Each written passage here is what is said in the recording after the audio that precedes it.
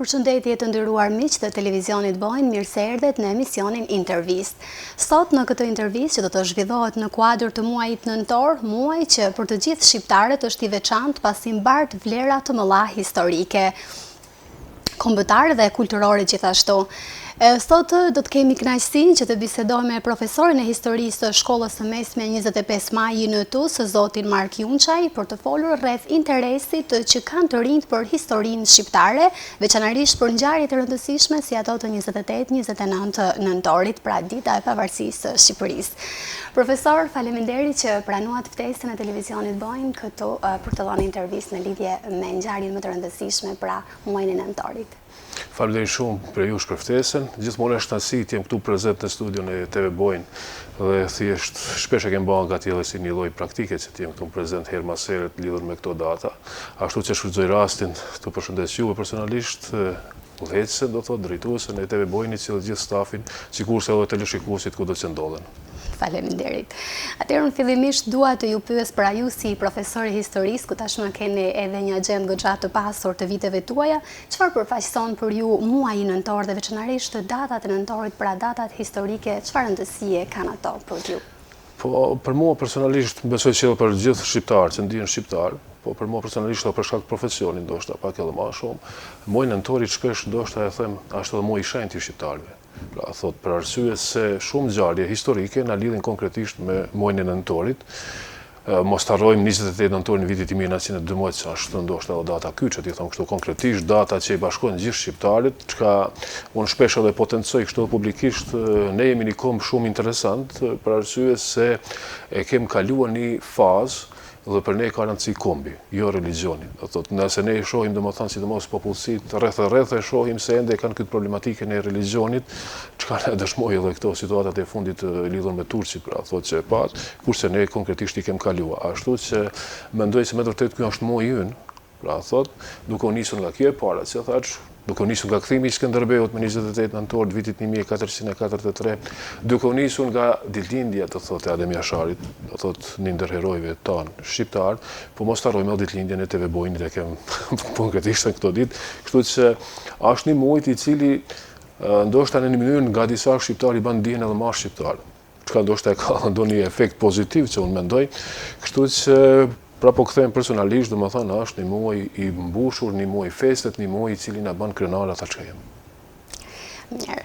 Atëherë si shihni ju sot interesin e nxënësve për të mësuar më shumë rreth historisë shqiptare? Po tashti interesi është domethënë prezent, normal gjithmonë i kemi ata të cilët shkolla u pëlqen, nuk u pëlqen, ajo të dy kategori gjithmonë ekzistojnë. Mirë, po në shumicën e rasteve kisha me potencuar se edhe tek njerëzit e thjeshtë, njerëzit ordinar, e keni pa ju shpesh se temat e cilat debatohen kryesisht janë tema historike. Me argumente, pa argumente nuk ka rëndësi, domethënë se si ata i trajtojnë mirë, po thjesht është tema. Dhe nxënësit kanë shumë interes. Një pjesë e mirë e tyre për historinë kombëtare, sidomos kur flasim, domethënë, duke se gjithmonë ne kemi dëshirë mja fillon nga këto, nga zona jonë, konkretisht nga Malësia, masanej zgjerohemi edhe të viset tjera shqiptare, dhe unë e shoh për shembull se zakonisht një pjesë e mirë e tyre kur flitet për Skënderbeun, kanë edhe një farë emocionit, kur flitet për kryengritjen e Malësisë, gjithashtu, ose shpalljen e pavarësisë së Shqipërisë, pra thotë ka interes, dhe ky interes e dëshmon më së miri edhe prezenca e grupit që kem në shkollë, historianët e rinj, ku një pjesë e mirë e nxënësave, që mësojnë shqip normal, vinë dhe kanë dëshirë marrin pjesë, t'japin kontribut në organizime të ndryshme me data kombëtare që kanë lidhje.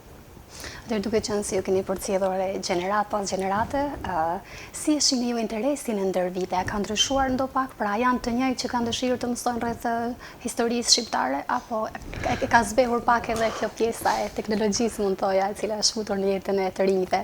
Po tash është teknologjia me të vërtetë është sfidë, siç e shohim, domethënë, sfidë edhe për ne, jo për gjeneratat më të reja. Mirë, po ndër vite unë e shoh një ngritje të nivelit. Një ngritje të nivelit se unë do thoya vetëm diçka, edhe para se me kanë numësi nxënës për shembull, edhe si nxënës e tjerë, sidomos pozita e shqiptarëve këtu ka qenë një pozitë të rëndë. E rënduar duke ndaluar drejtat elementare kombëtare, siç është flamuri për shembull, mos flasim kurrë tjetër. dhe ndalimi i medjave, dhe konkretisht për shembull shumë herë kishim shumë pak media, kishim rreth të shehin edhe pikë. Edhe ata shpesh domethënë me pengesat që nuk mund ta shifshim gjithë. Kështu që shumë ka rëndësi një herë hapja e kufirit shqiptar, domethënë shkëmbimi, rinjohja me vllazërit tanë. Me kanë se ishim ndarë, domethënë hermetikisht, ribashkimi me ata të cilët kishim edhe lidhje gjakut më herët, martesa të ndryshme, lidhje të ndryshme, hapja e kanaleve të reja televizive, hapja dhe televizionit Bojnë ka qenë një hap shumë i rëndësishëm, i cili e ka ndikua edhe në sensibilizimin dhe ringritjen sa do pak të vetdijes, domethënë atë që jemi shqiptare, kështu që me kalimin e kohës, kjo ndjenja kombëtare tek ata të cilët nuk janë asimiluar. Ashtu fjala se siç e dim kemi shqiptar të asimiluar që nuk duan të dëgjojnë për atë fare, ta ajo pjesë që ka mbetur shqiptare, unë e shoh ngritje, kështu që tek nxënësit e shoh ndikimin familjar. Domethënë, ata nga familja ndikon normal, edhe kur vijnë janë më të gatshëm që ta pranojnë.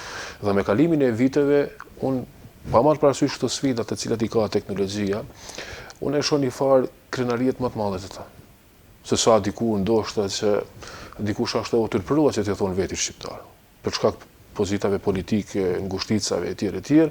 Sot e shoh se ma me krenari thonë veti shqiptar, ma me krenari janë të gatshëm të mësojnë dhe ma me krenari domethënë e shpalosin ato ndjenjat të cilat i kanë. Kështu që mendoj se nëse vazhdon ky trend, ky është një tregues shumë i mirë i cili ne na dëshmon se këtu do të mbijetojë kombi shqiptar ashtu siç duhet.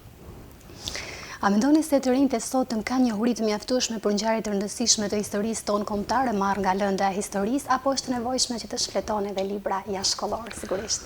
Po tashti varet prej nxënësit, normal. Kanë thonë kështu informacionet mjaftueshme nga historia kombëtare nëse duan me mësua. Normal për tema të kyçe. Ata të cilët janë të interesuar për diçka më shumë duhet lexojnë pak më shumë, po do t'u thoja të kenë kujdes pak TikTok e këto, ti thon kështu rrjetet sociale, për arsye se në rrjetet sociale shkruan gjithkush, kompetent, pa kompetent etj. Dhe shpesh unë e kam përdorur një rast, për shembull, para shumë vitesh, duke shikuar nëpër rrjetet sociale, ne janë i shkruar kështu. Thotë Skënderbeu, Janio Shkonjadi dhe Mbret Nikolla kanë luftuar bashkë kundër turqëve. Një dezinformat shumë e madhe, për arsye se këta dy të parë po, a shekulli 15, po ky i fundit ai shekullit 19-20. Dhe si me çfarë logjike ai ka lidh, nuk e di. Dhe njerëzit të cilët pak nuk e kanë një njohuri bazike, bien prej kësaj dhe thotë se ky çka ka shkruar. Unë e mora një shembull banal, po kësi shembull i shkem gjithsa doni, ti them kështu. Konkretisht, për këtë arsye nëse duan, domethënë, nëse duan informata, ti them kështu, mbi atë që mësohet në shkollë, normal është mirë që të referohen historianëve të mirëfillt, shqiptar, po edhe jo shqiptar, se nuk duhet gjithmonë të bazohemi vetëm tek historianë shqiptar. Nëse duam ta kuptojmë se ndoshta nganjëherë edhe ajo dhe dashuria mund ndikojë tek ne që ndoshta nuk jemi aq objektiv sa do duhet të jemi objektiv, sa e ka më lehtë një huaj atje një anglez, një francez kur shkruaj për shqiptar, ka pak më lehtë të shkruaj se sa ne. Për shembull, se ne edhe nëse marrim një histori tjetër me shkruar sidomos për serb, ne kemi shumë problem. Se pak ajo ndikon marrëdhëniet tona etj, kështu që nuk e di se sa jam objektiv dhe na silltas. Kështu që normal, domethënë kanë mjaftueshëm, domethënë ato baziket, normalisht, informacionet, nëse aty në pëlqen diçka më shumë, duhet kërkuar tek referenca që duhet. Patjetër. Cilat janë sipas jush mënyrat më të mira për të nxitur dashurinë, krenarinë kombëtare tek të rinjtë? A mendoni që kjo pjesë mund të lidhet edhe me vizita të ndryshme në vendet historike?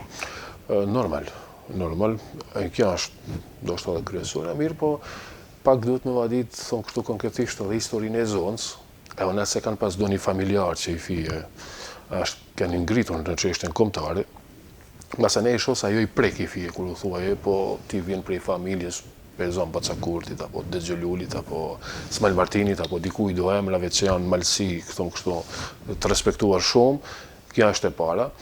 E dyta, normal vizita vendeve, thonë kështu, të shenjta shqiptare.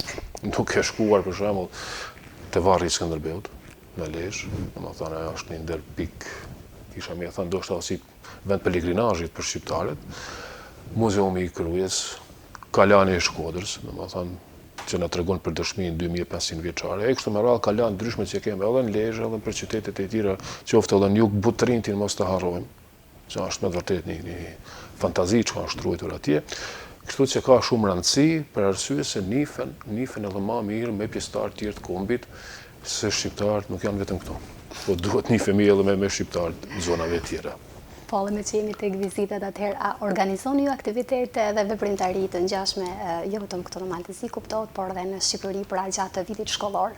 Unë personalisht jo. Kam pas raste të bashkëpunoj, sidomos tash muajin maj që kaloi, trojetona një shoqat kombëtare, ka organizuar shkollën e disa shkolla, kam qenë unë si historian së bashkut me ta, dhe kanë organizuar shëtitjen e disa lokacioneve, shumë interesante, ashtu që kem herë mas herën nga dikush tjetër që i organizon, si që dini se duhet edhe financime tjerë, dhe ne si shkollë nuk e kem atë mundësi, vetëm nëse hasim do një herë, do një budget ose diçka të tillë, do një financues, por kjo do është mirë të shfrytëzoj rastin të bëj ose një apel, është mirë se kjo është investim për rinin. Është investim për rinin dhe është mirë se sa më shumë ndikojmë në atë të tregojmë se kush kem qenë dhe kush jemi. Është shumë e vërtetë. Atëherë mund të na tregoni edhe se si mund të lidhet historia me përditshmërinë e një nxënësi sot që të mos shihet vetëm si një lëndë e thatë në thonjza, por si një pjesë e identitetit të tij. Po, se kjo që po thua, domethënë e kaluara lidhet me tashmen dhe me të ardhmen. Pra thot, e ardhmja është vazhdimësi e tashme, se tashme është vazhdimësi e të kaluarës, kështu që edhe identitetin që përmendet ju vetë, është krijuar gjatë historisë, nuk është krijuar sot. Domethënë kem kaluar sa periudhë, sa ndikime tjera, duke filluar atje me ilirët, që janë të thot palarësit tanë, ku një gjanë shumë interesante, disa keni pas rast me ndëgjua, po tek vjetrit tanë dikur e kanë përdorur një fjali dhe kanë thënë mos e vra buçin te dera e shtëpisë, sa shtroja e shtëpisë. Këto buçi janë përdorur për gjarpër, pra mos e vra gjarprin. Dhe shprehje e dëgjuar. Po, domethënë shumë shpesh e dëgjuar, sidomos te vjetrit. Dhe unë kur i kam pyet pse kjo, përgjigjja e tyre ka qenë nuk e dim, po kështu na kanë thënë vjetrit. Do thash për cilë brez mas brezit. Çfarë shkon kjo? Këtë e kem marrë nga vetë ilirët, për arsye se hynia kryesore e ilirëve ka qenë gjarpri. Dhe sipas mitologjisë greke, për shembull vetë iliri ka i lindur thonë në lkur gjarprit e tjerë, pra lihet gjithçka. Dhe kjo na dëshmon se ndikun atje tek ne ka mbetur rujtun dhe nuk ka pas mundësi as krishtërimi as islami ta fshin komplet. Çka mas mirit na dëshmojnë disa varreza, për shembull Vuksan Lekaj atje, ku është në varreza i skalitur gjarpri. E në anën tjetër Krynësi. Kurse gjarpri është armiku kryesor i krishtërimit, pra nuk përputhet kjo nëse du mbeshë i kjo. Masa ne kem ndikimin romak, dhe me Romën për shembull se përmend Davinovo krishtërimi, masa ne ndikimin edhe bizantin, domethënë e kem ndikimin Osman, me Osman na vjen edhe besimi islam, e tjerë dhe gjitha këto kanë ndikuar tek ne që me kalimin e kohës me krijuar këtë identitet që ne kemi. Dhe jem munduar dhe i kem ballë çdo ndikimi tuaj aq sa kem pas mundësi. Po jo 100%, se normal se nuk mund t'i bëhet dhe ne e shohim edhe përmes gjuhës sonë ku kem fjalë me origjinë latine, fjalë me origjinë turke, përditshmëri disa kanë futur edhe fjalë me origjinë slave e tjerë, ashtu që këtu shihen këto ndikimet dhe ka shumë rëndësi dhe po kthehem te kjo që thash që në fillim, nxënësi duhet me i kuptuar një gjë se nganjëherë nëse historia nuk e mësohet përsëritet. Dhe ne duhet të mësuar diçka. Jemi një komb i krijuar, një identitet i formuar, nuk do të urrejmë tjerët, ajo shumë më rëndësi, por duhet ta respektojmë veten. Nëse ne nuk e respektojmë veten, pyetja është kush do të na respektojë. Pra kjo është që do të me lidhaj me përditshmërinë e tina. Pra thot, dhe nëse dikush nuk e don pse është shqiptar, nuk ka nevojë të shtirët sa është diçka tjetër. Se nganjëherë kem disa prej nesh si kameleon, ajtë se ndoshta po na pranojnë më mirë. Unë mendoj se jo. Rastet kanë dëshmuar se mami na kanë pranuar kur e kem thënë po ne jemi shqiptar, nëse na doni mirë, nëse jo, as na juve. Kështu do të nisem kjo. Dhe shpesh e përdori këtë. Unë them, thuani atë çka jeni. Se gjithmonë do t'i referohemi edhe fish një farë mënyrë i cili domethënë thotë edhe për gjuhën, nëse nuk e përcjellën te brezat e ri me fjalë tjera, thotë atë. Kjo fmallkua thotë, kështu që konkretisht po kthehem, mundohemi me validh me përditshmëri normal ken kontakte, pra po thom, jo rrejtje, është shumë më rëndësi se është nga tek disa e shohim kështu mendohet se patriotizmi ose edhe dashuria është urrejtja ndaj atij tjetrit. Nuk është. Nuk është urrëtie. Është respekti nëse ai ta kthen, nëse jo, mbaja distancën edhe nuk kem nevojë. Por duhet të kem kujdes që historia mos na përsëritet dhe këta duhet ta mësojnë për përditshmërinë se nëse për shembull prap marrim parasysh të kaluarën dhe u kem besuar disave tepër shumë, ne kanë kthyer ndoshta keq. Pra gjërat duhet mos harruar, por jo të hakmerremi. Mirë. Atëherë nxënësit tuaj a bëjnë pyetje shpesh, a janë kureshtar të dinë për këto historitë të cilat mund të jenë pak më të koklavitura ose pak më të largë, la themi, dhe sa jeni të gatshëm që të ktheni atyre përgjigje në lidhje me pyetjet? Ka raste, domethënë tash varet nga disponimi i tyre, varet nga interesimi i tyre, po ka raste herë mas herët që për shembull lexojnë ndonjë artikull, kanë pa ndonjë dokumentar në YouTube, jo vetëm për historinë shqiptare, po për historinë botnore, për shembull, sidomos Egjipti gjithmonë është ai ndoshta i cili pak i fascinon piramidat, faraonat e tjerë. Ka raste që bëjnë pyetje dhe ndoshta kur hasin ndonjë informacion i cili ju duket pak interesant, thot profesor, thot pa keni dëgjuar, ne si mendoni, është e saktë apo nuk është? Unë mundohem të jap përgjigje atë sa ka mundësi, ti thon kështu konkretisht, atë sa mund përcjellim, se tash do të pas parasysh se historia është një pafundësi. Do të thënë nuk tash unë nëse më mirë di historinë kombëtare shqiptare dhe historinë ballkanike, atë historinë afrikane nuk e di aq. Ose historinë e Azisë, lindjes lartë e tjerë, se konkretisht fokusi ima gjithmonë këtu tek Ballkani, ti thon konkretisht. Mirë po munduam edhe sa ka mundësi në të mënyrë modeste, tu jap përgjigje, ose s'parit tu tregoj se ku mund gjejnë informacione, pra ti përcjellim, se tash gjithdijshëm nuk ka. Kjo do thotë ka kalu koha e atyre se cilët kanë menduar se unë di edhe kur kush tjetër, domethënë ashtu që gjithdijshëm nuk ka, por gjithmonë kënaqem kur parashtrojnë pyetje. Edhe ndoshta ndonjëherë pyetje pak që gjys pa vend, si ti thon, mos i thon krejt pa vend, por është mirë se pyetja tregon sa te ka nxit me mendua. Edhe rëndësia e mësimit, jo vetëm të historisë, po gjitha landeve apo shkencave, është logjika, nxitja e menduarit dhe ajo që shpesh u thon, mos e mbani kryet vetëm për kilogram, po shfrytëzoni e pak, mendoni, është, edhe nëse profesori e thot diçka, mos i besoni 100%, as më personalisht, shikjoni, gjeni dikun, a përputhen këto thënat e profesorit me dhëna të tjera me informatat, ashtu që pak nuk është shumë e lehtë t'u japsh edhe përgjigje ndoshta të kënaqshme, them kështu konkretisht, por mundohemi. Dhe shpresojmë se kanë me parashtruar pyetje prapë. Ajo që më pëlqen mua në këtë përgjigje është kjo lirshmëria që u ke krijuar ti nxënësve në mënyrë që të pyesin, për ata nuk hezitojnë dhe kjo është diçka shumë e mirë për ata. Jo, sa për pyetje, domethënë thjesht çka të kanë bënë me shkencën, është fjala, tash pyetje tjera. Jo. Atëherë le të kthehemi edhe një herë tek teknologjia, tek rrjetet sociale, pra që të cekim pak edhe anën e mirë, sepse nuk duhet gjithmonë që të mendojmë që rrjetet sociale ndikojnë vetëm për keq në jetën e të rinjve, sepse neve na ka minimizuar, le të themi, kohën për të kërkuar, për të bërë kërkime nëpërmjet portaleve, sajteve e tjerë.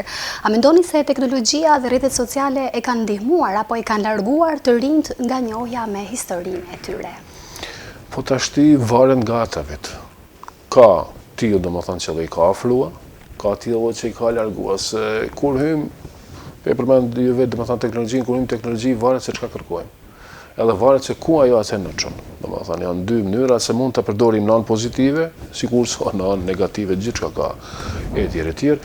Mirë, po unë mendoj se u ka ndihmuar atyre që janë të interesuar, pra pe potencoj, të rrvinë tek shumë informata. Unë për shembull kohëve fundit, 2-3 vitet e fundit, kam paraste me pa përmes kanaleve të YouTube-it dokumentar për Skënderbeun, jo nga shqiptarët, që kam gëzo fakti, po italianët apo anglezët.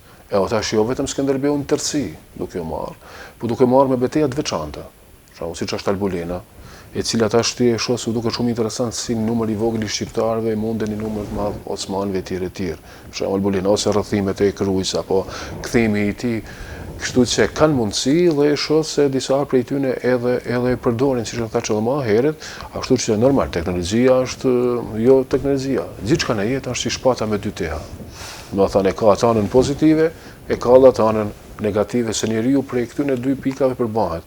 Vetëm varet se cila dominon, a plusi apo minusi. Sepse teknologjia është e tillë dhe ka raste për shembull që kur bëjnë përgatitjen për orë, vendzanësit, përgatitshim me PowerPoint, o ata vetë i gjajnë disa fotografi, pak tekst e tjera, ashtu që në atë rast e përdorin shumë pozitivisht.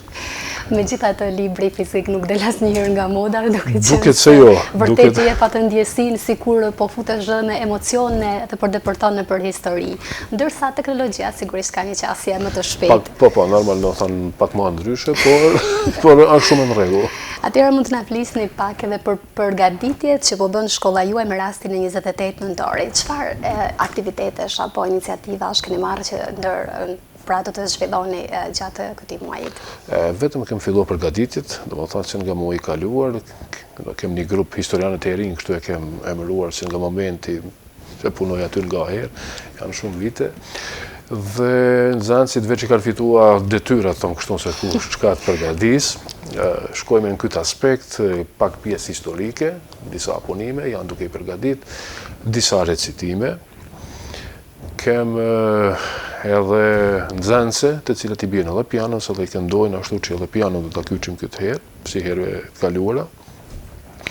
Nëse, po kjo nuk është ende do shta taman e sigurt, janë duke tentuar që të përgatisin edhe valle, e ndoshta edhe çifteli, kështu që, por këto janë pak në pikpyetje, thonë kështu konkretisht, do të fola pak edhe më shumë se çka ishte dashur, mirë po ne e kem bërë tradit, tash sa vite që 28 nëntorin ta shënojmë me një program kulturor artistik, por unë shpesh e përdori këtë fjali varet nga mielli, se çfarë mielli të kem. Nëse kam këngëtar i kyçi, nëse jo s'kam ku i marr, po duhet pak e ndryshe, por nga i mielli që kem e pjekim bukën dhe e bëjmë një program sa do pak dhe spakut me pjesën historike po se po, edhe me recitime këto i kem standard, domethënë kjo është një ndër standarde, këto tjerat i kem luks. Apo plus, nëse nxënësat po, nëse nxënësat që kanë talent na paraqiten mirë, nëse jo, për arsye se përgatitja 28 nëntorit, si edhe datave tjera historike që e bëjmë ne në shkollë, është në mënyrë vullnetare. Do të thënë, nuk është se tash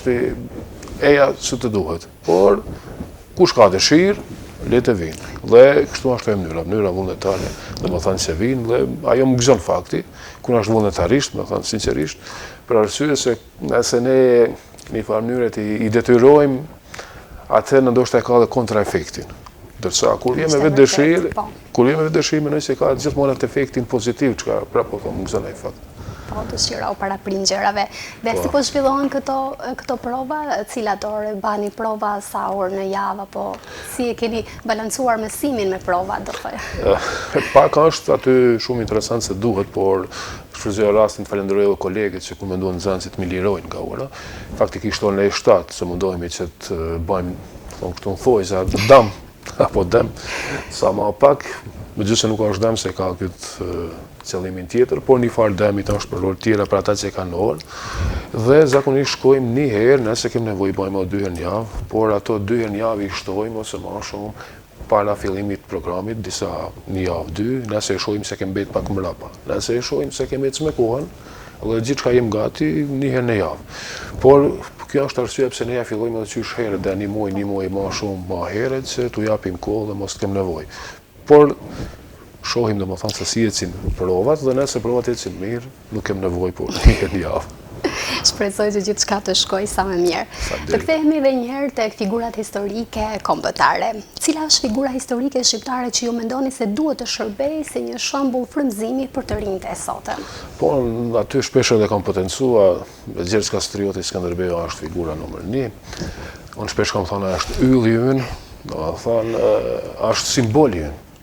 Edhe pse, domethënë është simboli, ne tash nga viti i kaluar për fat e kem se në start harrova me thënë për Tuzin, për Malsin, 28 nëntori i vitit kaluar është një datë historike, me kënë se përmendoren e Skënderbeut më në fund edhe e sjellme aty ku ka vendin, domethënë e Tuz, dhe është figura e cila na bashkon, është figura e cila si thash na është bërë simbol për arsye se flamuri kombëtar është flamuri i familjes Kastrioti. Është flamuri i Gjergj Kastriotit Skënderbeut. James Ludlow, një shkrimtar amerikan i fund shekullit 19, e shkruan një libër, Kapiteni i Jeniçerëve, një roman historik, dhe normal aty ka dhe e zona aty imagjinuar se është roman historik, ja ne pa drejtën vetes, por në deklarat domethënë për shtyp, kështu thotë nëpër gazetat amerikane, si ka mundësi që bota kaq lehtë e harroi Gjergj Kastriotin, Skënderbeun. Se sheku nëna muhet pak u harrua, themi konkretisht, pse u harrua, Osmanet nuk ishin rrezik për Evropën, se shekulli 15, 16, 17, nga shekulli 18 fillon ajo rënja e perandorisë. Në moment që nuk ishte rrezik, as nuk ishte frymëzim, se edhe Evropë si duhej frymëzim, jo shqiptarëve Skënderbeu, por edhe Evropë si duhej frymëzim që hajde shihni çka bëni një Shqipni atje me një Gjergj Kastriot Skënderbeu, pse jo dhe ne, dhe kjo ne dëshmon se pse i kem përmenduret e tina rrugët me emrin të Skënderbeut nëpër Evropë, jo në trojët shqiptare. Kështu që mendoj se ajo është figura e paka përcyeshme, dhe është një farë mënyrët si që i thot një mik im, i thot Shëngjergji, i thot. Kështu që mendoj se jam edhe atina me të vërtet i përket, dhe diçka që ndoshta do të thoja tek disa që shqiptarën thojë do të thoja, që mundon ta sulmojnë figurën e Skënderbeut, nuk e dinë se çka bajnë, për arsye se Skënderbeu e Flamuri shkojnë bashkë. Sulmon Flamuri, dhe unë nuk kam pas rast ndonjëherë të dëgjoj të serbët ta sulmojnë për shembull Perandor Dushanin, apo si i themi origjinal Car Dushanin, i cili për shembull vjen pushtet duke rrëzuar prindin e vet, nga Floni, babain. Nuk ka kohë apo durim me prit që të bëhet sundimtar, po e ka bërë me ne arreston e tjerë. Të kishte bërë këtë Skënderbeu, ne nuk e kishim respektuar. Por pse për mua ka edhe shumë rëndësi? Një njeri që jeton pallatin e sultanit, me gjitha të mirat e asaj kohë, në qytetin më të rëndësishëm gati botës në atë kohë, të vinë për malit e Shqipërisë për më luftua gjithë jetën, më thënë ai ka sakrifikuar për shumë. Se 90% apo 95% e njerëzve nuk e kishin bërë këtë. Se njeri niset shumica, nisen prej egos, e këta tjerë atë bëjnë çka do. Kurse ky kthehet dhe çka ka rëndësi tjetër, përveç asaj rezistencë e bëri. Ai në Alban frymëzim, e unë e rilindjes kombëtare shqiptare. Na inflashi, ja dedikon, veprën e tina, Skënderbeut, prite Skënderbeun që po vjen shpëtoi me mllën e reciton atje, dhe ne gjithmonë kur kem dashur para Evropës, themi që kem drejt me e kriju shtetin shqiptar, jem thirrë në Skënderbeu. Dhe unë shpesh them edhe këtë, vjen Skënderbeu, ja 4-5 vende janë bosh, atër vinë këta patriotët tjerë. Kështu që ajo është figura për mendimin tim, edhe për mendimin e shumë historianëve, po edhe shqiptarëve laik, mendoj se është figura kryesore, të cili na bashkon pa marrë parasysh, domethënë religionin, krahinën e tjerë. Po nëse do të cekim ndonjë figurë tjetër për rilindjes mbase. Po normal, Ismail Qemali, do të thonë është themeluesi i shtetit modern shqiptar, edhe këtu do të ndalesha pak te Ismail Qemali, pse te Ismail Qemali ka qenë zyrtar Osman, që është e vërtet, dhe disa njerëz atër mundohen këtu ta sulmojnë. Ja, ka qenë zyrtar, po në rregull, po në momentin historik, kur kje e armja Shqipërisë, çka bëri? Shpalli pavarësinë e shtetit shqiptar. E dyta, një vit përpara, disa raste Ismail Qemalin e kemë prezent këtu në Malësi, gjatë kryengritjes Malësisë, i cili qëndron bas kryengritjes. Dhe dora e tij në bashkë me dorën e Luiz Gurakucit janë hartuesit e memorandumit Greshës, kërkesave shqiptare. Kështu që figura tjetër për mendimin tim, do të thënë që ka dhënë kontribut, është Ismail Qemali i pakalueshëm, normal se jo vetëm, se janë një grup, kisha mi thënë kështu, se tashti mos ishte ken Ismail, ishte ken dikush tjetër, që kishte shpallë pavarësinë ndoshta, por kjo është përpjekje një, domethënë disa shekullore, që ka kulminuar me shpalljen e nga një herë një thonë kështu shpesh rishpalljen e pavarësisë, për arsye se ne shtet shqiptar kishim edhe më herët gjatë kaluarës. Po.